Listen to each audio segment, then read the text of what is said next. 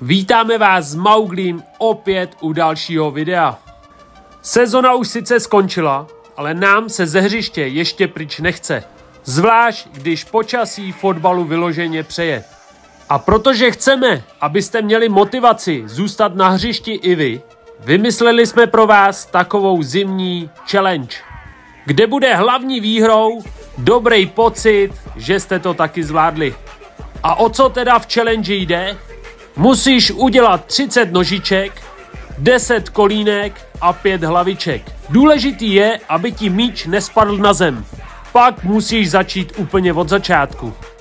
Tady měl Maugli už při třetím pokusu maličko nervy, ale nakonec to jen tak zvládnul. Úplně nejlepší je, když se vám to povede všechno napojit hezky za sebe. Napište nám do komentářů, jestli byste tenhle pokus Mauglimu uznali. Mám na mysli těch 5 posledních hlaviček, protože já jsem asi viděl jenom 4. Samozřejmě Maugli tvrdí, že jich bylo 5.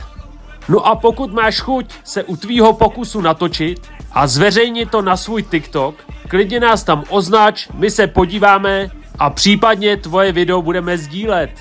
Tak si všichni užijte Vánoce, mějte se hezky a čus.